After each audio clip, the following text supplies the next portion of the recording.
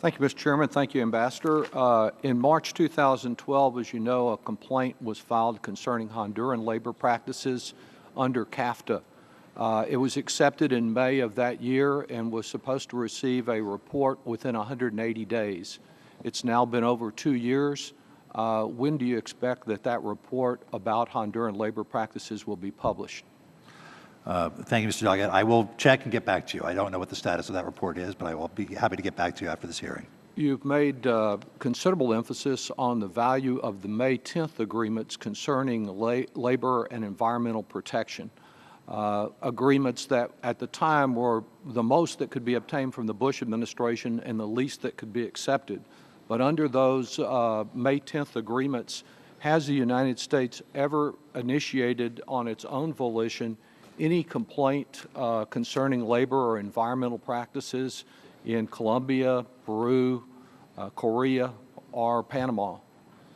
I don't think we've brought a dispute settlement Yes, sir. case yet under those agreements. And that's despite the fact that with Sorry. reference to Peru logging, for example, logging imports to the United States have gone up substantially, and the World Bank continues to estimate that over 80% of that Peruvian hardwood is illegal. I know you've done some investigations, but there's never been a complaint filed, and I think when we look to how Vietnam will be treated, we have to look at what the experience has been under these previous labor agreements. As you know, there are reports out today, and there were last week, of the European Union Trade Commissioner complaining about the position that the United States has taken on dispute resolution and on transparency. Under the dispute resolution process, you've told me previously that though we have no dispute resolution with Australia, we haven't had any problem for our investors there or their investors here.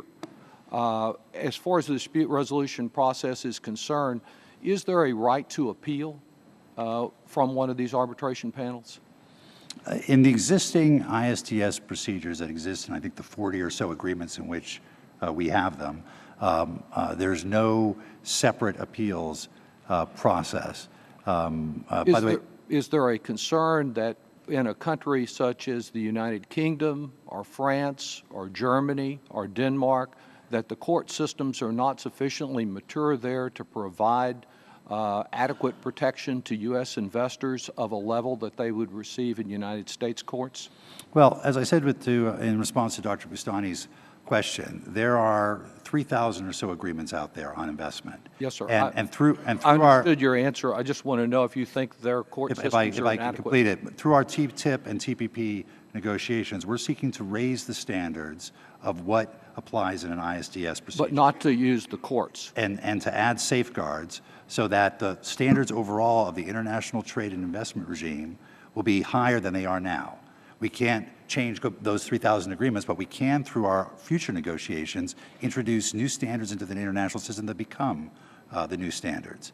And that's what we're trying to do through our ISDS procedures. If you can't respond this morning on whether you think the court systems of those European countries are inadequate, I would appreciate your responding in writing, and you're also responding in writing to the letter that's been pending since last fall from a number of members of this committee and others concerning tobacco and the position that you've taken with regard to tobacco.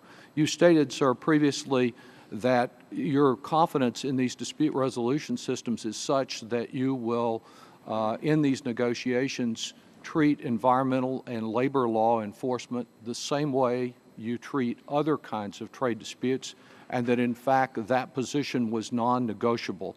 Is that still the position of USTR and the administration today, that ensuring that labor and environmental law provisions are treated the same way as other trade disputes? Yes, our view is that labor and environment ought to be binding, subject to the same kind of dispute settlement, including the availability of trade sanctions. No different than no different than IPR or commercial. And if both of these agreements don't include those provisions, they won't be submitted by the administration. I can't envisage concluding an agreement that doesn't have binding, enforceable labor and environment provisions.